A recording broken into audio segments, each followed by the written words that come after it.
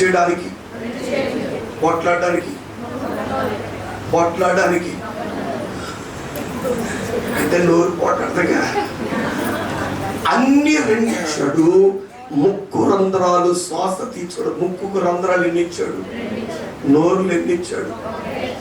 ప్రభువుని అడిగారు, ప్రభు అన్ని రెండేసి ఇచ్చాడు, నోరులో కూడా రెండు ఇవ్వచ్చుగా.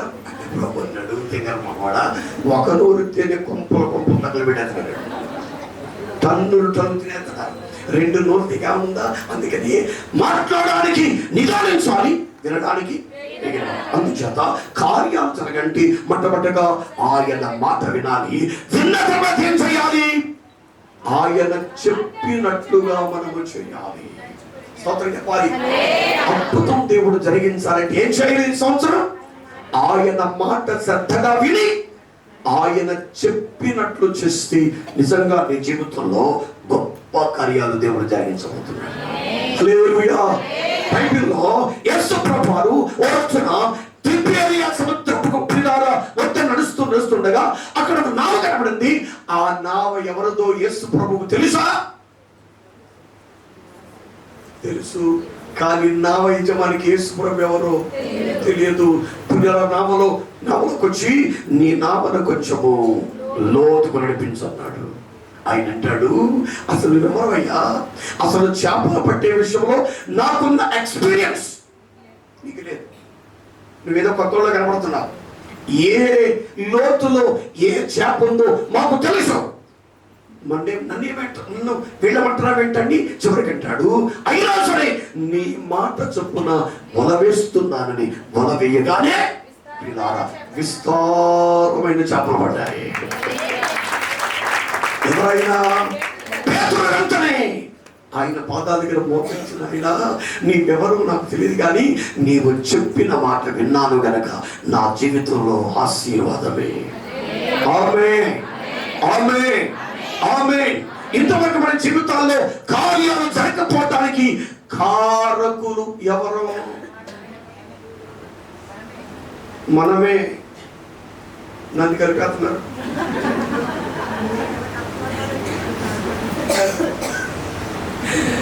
మన దేవుడు అన్నాడు, మనమన్నది మనమే. ఈ మందిరం ఎవరు కట్టాలి? మనమే. నేను వచ్చి కట్టినా. ఈ పరిచయం మనమే కాదు. ఇప్పుడు చెప్పండి, దీవించబడకపోవటానికి కారకులు ఎవరు? మీ అత్తగారా? కాదు. మీ తోడుకోళ్ళ? కాదు.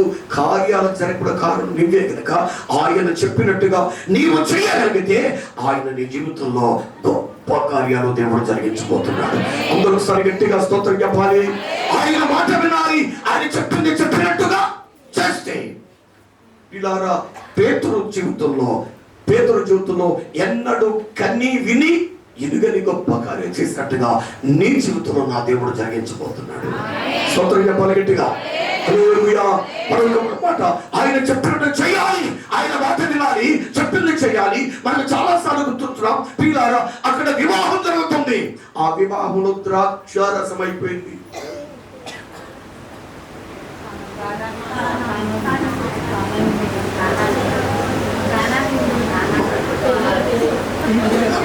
కానానులో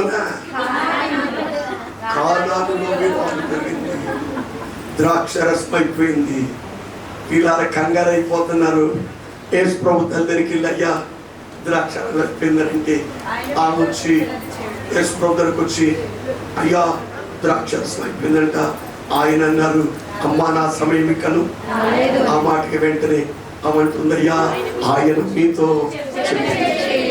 అలా చేసిన తర్వాత ఏమైంది? 6 పానలైనా నీళ్లు నీవు నింపగలిగితే దాన్ని ద్రాక్షారసముగా మార్చే శక్తి నా దేవుడు. హల్లెలూయా, హల్లెలూయా. ఇంతవరకు ఆయన మాట వింటే పిల్లారా, ఆయన మాట వింటే పేతురుకి ఏం కలిగింది? విస్తారమైన చేపలు పడ్డాయి. ఆయన మాట విన్న పరిచారకు ఏం జరిగింది? అందులో ఉన్న వారిలో పిల్లలు అక్కడ ఉన్న లోటు దేవుడు తెచ్చాడు. బైబిల్ అలా చెప్పకపోతే చాలా మంది చెప్తున్నారు. ఒక ఆయన ఉన్నాడు, ఆయన పేరు నయమాను. చెప్పండి గట్టిగా. నయమాను గారు నాకు తెలిసిన వాళ్ళ చేతులు సారి ఇంకా అసలు బైబిల్ మీకు తెలియడం లేదు. ఎంత ఓవర్ కాన్ఫిడెన్స్ అంటే నయం ఉన్నారు నాకు తెలుసు. ఆయన మా ఇంటి పక్కనే ఉండేవాడు. స్తోత్రం చెప్పాలి గట్టిగా. హల్లెలూయా. నయమానికి వచ్చింది, కుష్ఠరోగం వచ్చింది, పని పిల్ల చెప్పింది, ఆయన వెళ్ళిపోయాడు. వెళ్ళిన తర్వాత దేవుని సేవకుడు ఏమన్నాడు? నూనె జల్లాడా?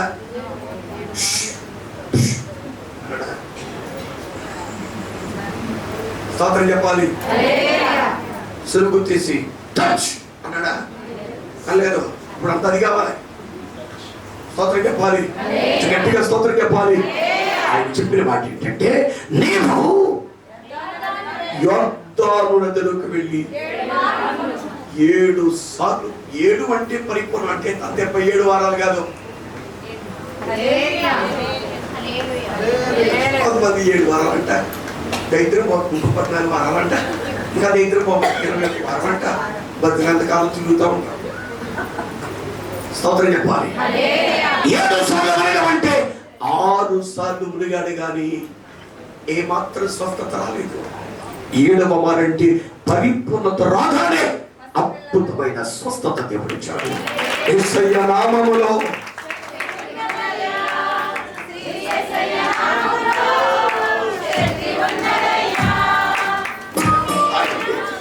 యేసయ్య నామములో శక్తి ఉంది కానీ మీ చేతుల్లో శక్తి లేదు. కొంతమందికి అప్పుడే బీపీ డౌన్ అయింది, షుగర్. నమ్మితే చాలు నీవు పొందుకుంటావు శక్తిని, నమ్మితే చాలు నీవు. యేసయ్య నామములో శక్తి ఉన్నదయ్యా.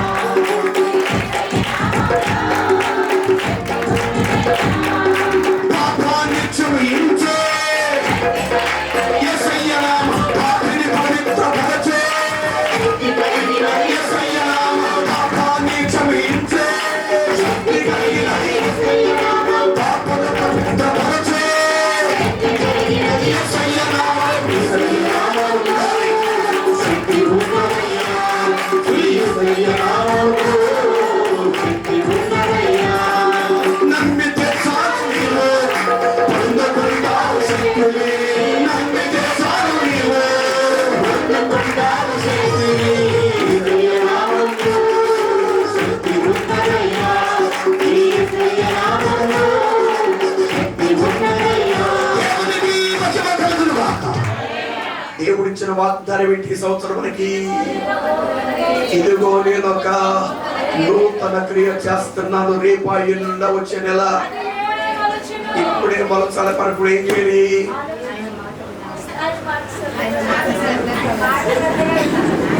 ఆలోచిస్తా ఉండాలంట, ఆలోచిస్తా ఉన్నప్పుడు ఏం చేస్తాం? స్తోత్రం చెప్పాలి.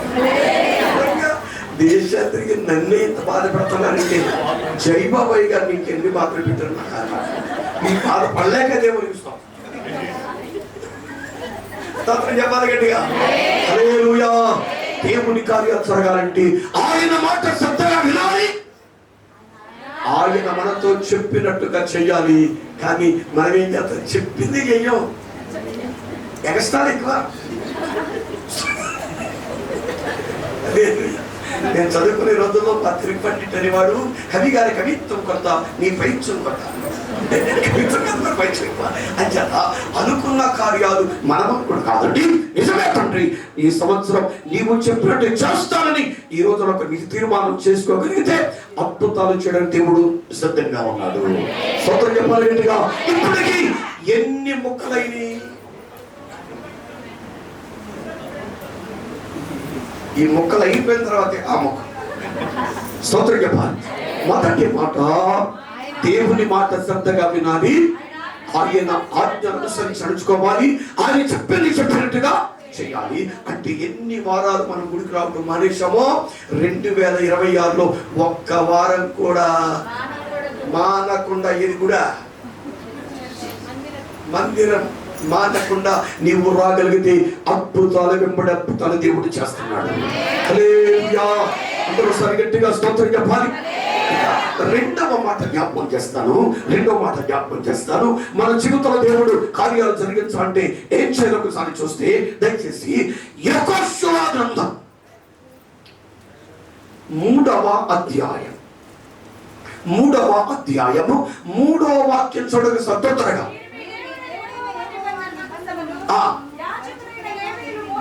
యాజకులైన లేవీయులు మోసుకొని పోతే చూస్తున్నప్పుడు మీరున్న స్థలములో నుండి బయలుదేరి, అందరూ చెప్పండి, మీరున్న స్థలములో నుండి బయలుదేరి దాని వెంబడి వెళ్ళవాలి. దేని వెంబడి వెళ్ళాలి? పిల్లారా, ఇశ్రాయేలు ప్రయాణ క్రమది. ఆ ప్రయాణం చేస్తున్నప్పుడు పిల్లారా, ముందు మందసము వెళుతుంది. ఏం వెళుతుంది? మందసమును మోస్తున్న యాజకులు వెళతారు. ఆ తర్వాత లేవీయులు వెళతారు. ఆ తర్వాత 12 గోత్రముల వాళ్ళు కూడా ఎవరిని వెంబడించాలి? మందసమును మోస్తున్న యాజకులను వెంబడించాలి. మందసం అంటే దేవుడు నివాసం ఉండే మందసం 3 మాసాలు ఉంటే దేవుడు ఏం చేశాడు? అతనిని, అతని ఇంటి వారిని, అతని సొంతంతటిని దీవించాడు. ఇప్పుడు చెప్పండి, మందసం అంటే దేవుడున్న ప్రాంతం. అది మందసం వస్తున్న యాజకులు అంటే దేవుని సేవకులు. అంటే ఇప్పుడు మనందరూ ఎవరిని వెంబడించాలి? దేవుణ్ణి వెంబడించాలి. దేవుణ్ణి మోసుకొని వెళుతున్నా దేవుని సేవకులను మనము వెంబడిస్తూనే ఉండాలి. అంటే we must have a proper connection with God. పిల్లారా, దేవునితోను, దేవుని మందసానికి వస్తున్న యాజకులతోను సరి అయిన కనెక్షన్, అంటే సహవాస బంధాన్ని కలిగి ఉండాలి. కానీ చాలా మంది జీవితాల్లో పిల్లారా, జనవరి మాసంలో కనెక్షన్ బాగుంటుంది, ఫిబ్రవరిలో కూడా కనెక్షన్ బాగా ఉంటుంది, మార్చి వచ్చేటప్పటికి కనెక్షన్ కట్ అయిపోద్దంట. ఇందుకు మూలముగా సహోదరు తెలియజేస్తున్నాడు.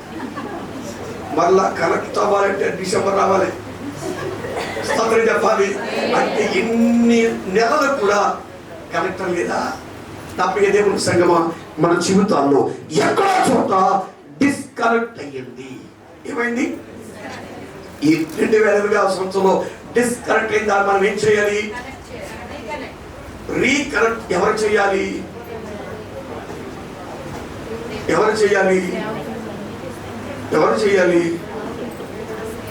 ఏం చెప్పాలి అర్థం కాక మనం చేయడం నీకు ఏనా అంటాడు. నేను చెప్తానంటే నువ్వు ఎలా చేసుకుంటా ఉంటావు. ఇది వచ్చిన అదో సాగు. స్తోత్రం చెప్పాలి. మనము ఎక్కడ డిస్కనెక్ట్ అయ్యామో మన అంతరాత్మ మనస్సాక్షి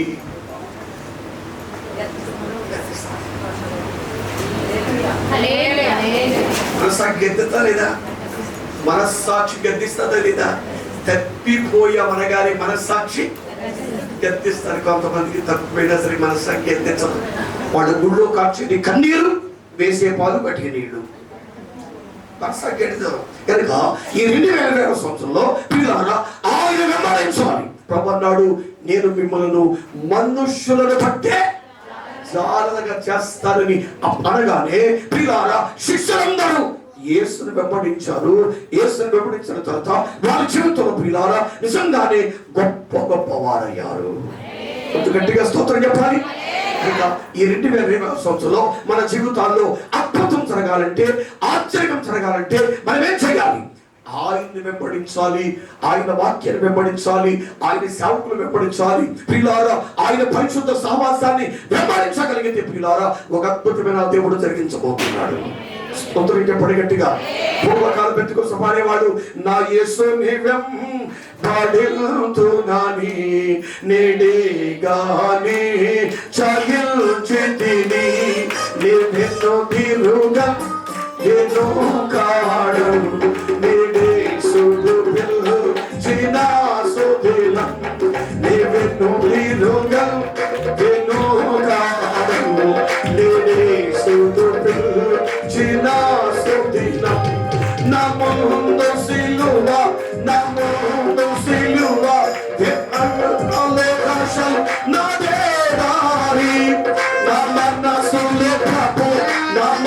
సోలో ప్రభు నా చుట్టూ వీరులు నా వారేవారు నా యేసుని చిన్న మిత్రులు నా కిందలోగా పిలుచనని. హల్లెలూయా. అందరూ సరిగట్టిగా స్తోత్రం చెప్పాలి. దేవుడు కార్యాలు జరిగిన మొట్టమొదటిగా చేయాలి, ఆయన మాట శ్రద్ధగా వినాలి, ఆయన చెప్పినట్టుగా మనము చేయాలి. రెండవది ఎవరు వెంబడించాలి? దేవుని వెంబడించాలి, దేవుని వాక్యం వెంబడించాలి, దేవుని సేవకులను వెంబడించాలి. మనసారా ప్రభు నామాన్ని ఘనపరచగలిగితే ఒక నూతన కార్యాలు దేవుడు జరిగించబోతున్నాడు. అందరూ సరిగట్టిగా స్తోత్రం చెప్పాలి. తొందరగా ముగిస్తున్నాం పిల్లార, చివరికి వచ్చేసాం. ఒక 5 నిమిషాల్లో కార్యాలు ముగించబోతున్నాం. కొంచెం గట్టిగా స్తోత్రం ముగించబోతున్నాం అనేటప్పటికి ప్రాణం లేసి వచ్చింది. హల్లెలూయా. ఇక మూడవ మాట జ్ఞాపకం చేసి ముగిస్తారు పిల్లారా. అదేమనగా దయచేసి యోహాను రాసిన పత్రిక మొదటి అధ్యాయము మొదటి నుండి ప్రారంభించండి. జీవవాక్యమును గూర్చినది ఏది ఉండేదో, ఏది విన్నామో, ఏది చూచామో, ఏది నిదానించి కనుగొన్నామో, దేన్ని తాకాయో తెలియచేస్తున్నాను. ఆ జీవం ప్రత్యక్షమాయను, ప్రత్యక్షమైనటువంటి చూచి తెలియచేస్తున్నా. మాతో కూడా మీకును సహవాసమునట్టుగా మేము చూచిన దానిని, వినిన దానిని మీకు తెలియజేస్తున్నాం. మా సహవాసమైతే తండ్రితో కూడాను, ఆయన కుమారుడు యేసుక్రీస్తు కూడాను. దేవునికి స్తోత్రం. అందరూ చెప్పండి, మా సహవాసం అయితే. కొంచెం గట్టిగా చెప్పండి, చెప్పండి గట్టిగా. మా ఎవరితో ఉంది? తండ్రితోను ఆయన కుమారున యేసుక్రీస్తు. అంటే పిల్లారా, మూడవదిగా మన జీవితంలో అద్భుతం జరగాలంటే మనందరం కూడా ఎవరితో సహవాసం చేయాలి? కొంచెం గట్టిగా చెప్పాలి, కొంచెం గట్టిగా చెప్పాలి. మరి ఇంతవరకు కార్యాలు ఎందుకు జరగాలంటే మన సహవాసం లోకముతో చేశాం.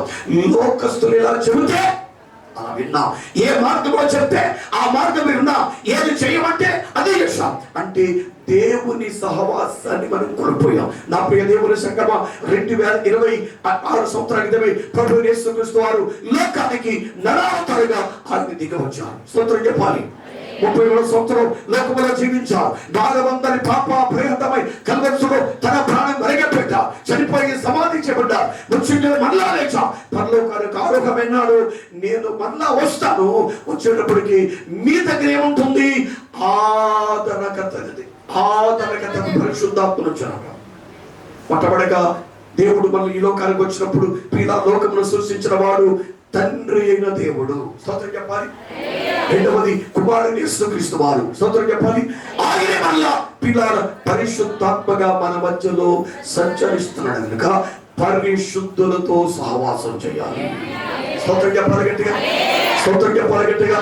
మన సహవాసం అయితే తండ్రి దేవునితో, కుమారుడు యేసుక్రీస్తుతో, సంఘముతో సహవాసం చేయాలి. పిల్లాడ అలా సహవాసం చేయకుండా ఉన్నాడు కనుక తప్పిపోయిన కుమారుడు ఎందుకు పాడైపోయాడు?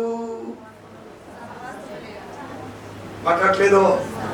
ఎందుకు నష్టపోయాడంటే తండ్రితో ఉన్న సహవాసాన్ని తనకు తానుగానే త్రించేసుకుని వెళ్ళాడు. వెళ్ళిన తర్వాత ఏమైనా బాగుపడ్డా? ఏమి బాగుపడ్డా. కానీ పిల్లారా, మరలా తిరిగి తండ్రి దగ్గరకు రాగానే కోల్పోయిన దానికంటే మరింత గొప్ప కార్యాలు దేవుడు చేశాడు. కొంచెం గట్టిగా స్తోత్రం చెప్పాలి, కొంచెం గట్టిగా స్తోత్రం చెప్పాలి. బైబిల్ మోసేశాడు, మీరు కంగారు పడదు. అంటే మీ విడుదల సమీపంగా ఉంది. చెప్పాలి. సహవాసములో ఉంటే కలిగే ఆశీర్వాదాలు, సహవాసాన్ని కోల్పోతే కలిగే నష్టాల గురించి ఒక మాట జ్ఞాపకం చేస్తాను. నేను ముందే చెప్పానుగా, రామరాజు లంకలో అందరూ ఎక్కువ శాతం మంది కాపులే. నేను ఒక్కడనే పాపిని. స్తోత్రం చెప్పాలి. అన్ని రకాల వాళ్ళు వస్తారు. అందులో ముందే చెప్పాను కదా, నందం వారి కుటుంబం అంటే పద్మశాలిలు. వాళ్ళ నాన్నగారు రామరాజు లంకలోనే పెద్ద మోతుబరి అనమాట. అంటే ల్యాండ్ లాస్. నందం వారి కుటుంబాలంటే ఆ ఊర్లో పెద్ద మోతుబరి.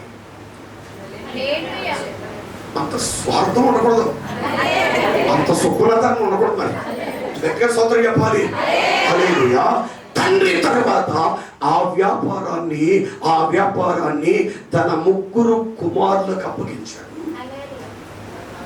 వాళ్ళు బట్టల వ్యాపారం చేసేవాళ్ళు. అందులో కాయనాడు చిన్నోడు అనమాట సత్యనారాయణని. వాళ్ళ పిల్లారు వాళ్ళేమో రామరదనక, వాళ్ళ అత్తోదేమో అమలాపురవతల అయిపోలం దగ్గర కేశనకుల్లో. ఆ అమ్మాయి మంచి ధనవంతురాలు అమ్మాయి. పిల్లారా మంచి ధనవంతులుగానే చేశారు. ఇప్పుడు పిల్లార వ్యాపారంలో చెడు శ్రేహాలు చేసి ఎవరు ఏం చెప్తే అదే నమ్మి, ఎంత మంచోళ్ళంటే బట్టల వ్యాపారం చేసేటప్పుడు పిల్లారా ఎవరు అడిగితే వాళ్ళకి ఇచ్చేసేవాడు. ఏంటవి బట్టలు. కానీ మళ్ళా అడగడానికి అల్లమంటే నా సిగ్గు. ఏ వ్యాపారం అంటే ఇచ్చేసాడు, మొత్తం ఇచ్చేసాక దానికి అడిగితే సిగ్గా. అలాగా చాలా నష్టపోయాడు పిల్లారా. ఎంత నష్టపోయితే ఇక ఇల్లు కూడా అమ్ముకోవలసిన పరిస్థితి. తల్లి నందం సూర్యకాంతమ్మ గారి మన సంఘానికి వచ్చేది. బహుశా లైవ్ చూస్తే ఆడ కూడా చూస్తారు, మంచిదే. స్తోత్రం చెప్పాలి గట్టిగా. హల్లెలూయా. నా కుమారుడు లోకంలో కలిసిపోయాడయ్యా, వాక్యం విడిచిపెట్టేశాడు, ప్రార్థన మర్చిపోయాడు. అందరూ బాగున్నారు, ఈడే బాగా పాడైపోయాడు. ప్రభు అయ్యా ప్రార్థన చేయండి, నేను ప్రార్థన చేశా. వాళ్ళ అత్తోరింటికి వెళ్ళిపోయాడు. ఇక్కడ అప్పుల్లో ఎక్కువైపోయి వాళ్ళ అత్తోరికి వెళ్ళిపోయాడు. అత్తోరికి వెళ్ళి నేను వాక్యం చెప్పడానికి వెళ్ళాను. వెంటనే వారిని పిలిచేటప్పటికి తన భార్య ఏడ్చిందయ్యా, మా పరిస్థితి బాగుంటుందా, మా పరిస్థితి బాగుపడుతుందా, అప్పులు ఇంటికి రావాలంటే మొహం చల్లట్లేదయ్యా, ప్రార్థన చేయమంటే కన్నీళ్లతో ప్రార్థన చేశాను. ఓ మాట చెప్పాను, దేవుడు మీ జీవితాల్లో నూతన కార్యం జరిగించబోతున్నాడు. గట్టిగా స్తోత్రం చెప్పాలి. అందరూ కూడా చెప్పారు, సత్యబాబు నీవు దేవుని మాట వినాలి, దేవుని దగ్గర రావాలని చెప్పి మొత్తం మీద వాళ్ళిద్దరూ కలిసి మోకరించి ప్రార్థన చేశారు. పిల్లారా అదే అప్పుల భారంతో మరలా తిరిగి వచ్చారు, సంఘానికి రావటం ప్రారంభించారు.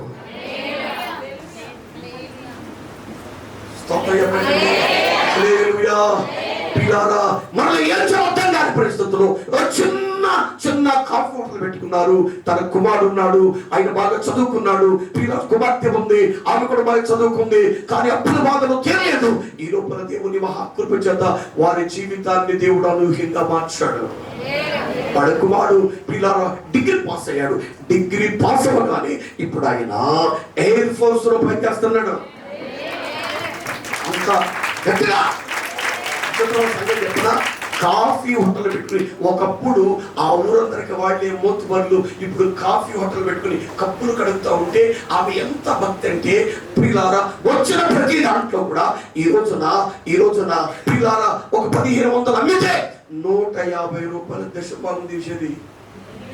అలాగా నెల వచ్చేటప్పటికి కొన్ని వేల రూపాయలు తీసుకొచ్చి టీవీ పెట్టేది.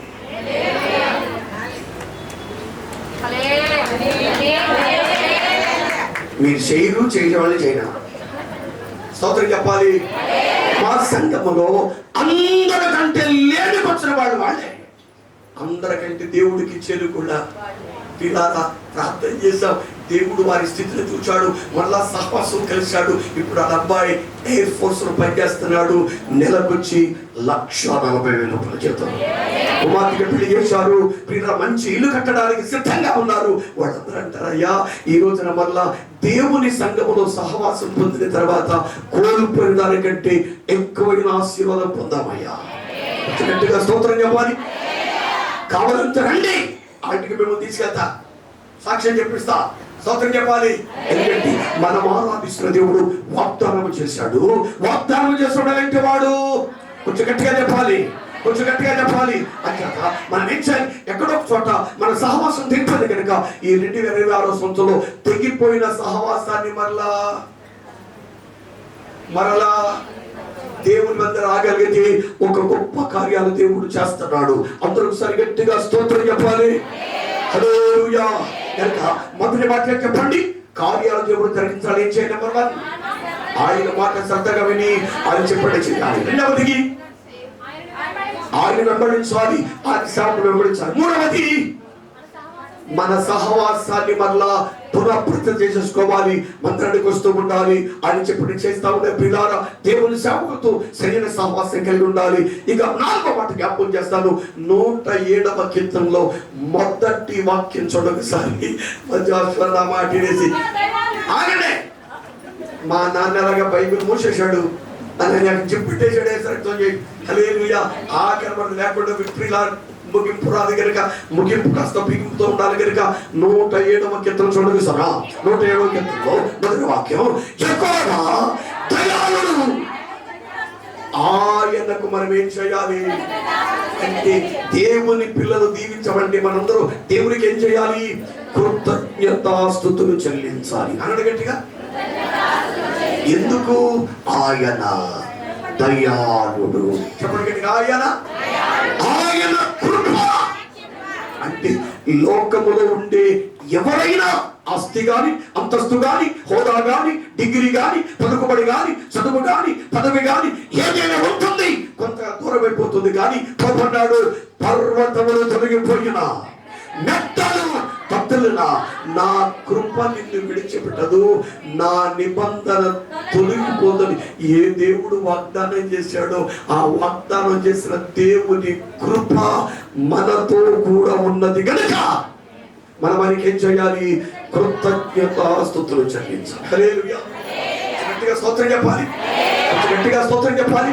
మీలో చాలా మందిని పిల్లలు, మీలో చాలా మంది తండ్రిని కోల్పోయిన వాళ్ళు ఉన్నారు, అవునా కదా? తల్లిని కోల్పోయిన వాళ్ళు ఉన్నారు, అవునా కదా?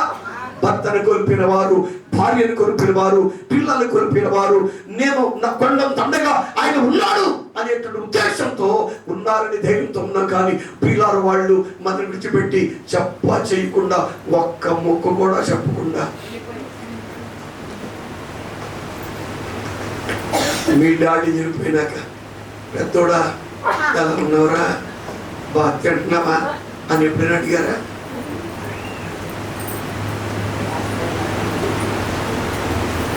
అడగలేదని అంతాకి భయపడితే, ఎందుకంటే నానంటే ప్రేమ లేదేమో అందుకే రాలేదేమో. రారైనా కుమారి నీతో వివాహమై ఇద్దరం కలిసే ఉన్నావు, తిన్నావా, టయానికి తాగుతున్నావా, పిల్లలందరూ బాగా చూసుకున్నావు, ఎప్పుడైనా వచ్చి అడిగారమ్మా? అడగలేదు. ఇప్పుడు జరగడం మా పాస్తమ్మ గత సంవత్సరం క్రితం నన్ను విడిచిపెట్టి వెళ్ళిపోయింది. స్తోత్రం చెప్పడమ్మా. మరి మనం లేదు చెప్పకపోతే ఉంటుందా? ఒక్క మాట కూడా చెప్పలేదు. నేనంటే ఎంత ప్రేమ అంటే 47 సంవత్సరాలు కలిసి కాపురం చేశాను. ఎంత ట్రీట్మెంట్ అంటే పిల్లలు, మా అమ్మకి మా నాన్నకి ఒక్కడిని కొడుకుని, నేను తినే అలవాటు, పిల్లలు నా భోజనం పిల్లలు ఎవ్వరు భరించలేదు. మా సంఘ విశ్వాసులు 400 మంది ఉన్నా నన్ను భరించకూడదు లేదు. అంటే నాకు భోజనం పెట్టాలంటే సావే, అక్కడికే వేడిగా ఉండాలి, మెత్తగా ఉండాలి, పులిసి పెట్టాలి, అర్ధరాత్రి అయినా సరే పొగలు రావాలి, నోరు కాలాలి, చెయ్యి కాలాలి, అంత అట్లా ఉండి పెట్టేది. కొన్ని వెళ్ళిపోయిన తర్వాత ఒక్కసారి వచ్చేయమండి, వేడి వేడలు తింటున్నారా, ఉన్నారా, ఎంత తిరుగుతున్నారు, ఏమనలేదు. ఎప్పుడు అడగడం. స్తోత్రం చెప్పండి, గట్టిగా స్తోత్రం చెప్పండి. లోకములో నిన్ను కన్నా తల్లి ఏది, నిన్ను కన్నా తండ్రి ఏడి, వారు పోయినారా నిన్ను విడిచి, కనుక నమ్మవద్దు ఈ మాయాలోకం, నమ్మవద్దు ఇది ఆశా చూపి మోసం చేయు ఈ పాడు లోకం. లోకంలో ఏ ఒక్కరు నమ్మదగిన వాడు కాదు.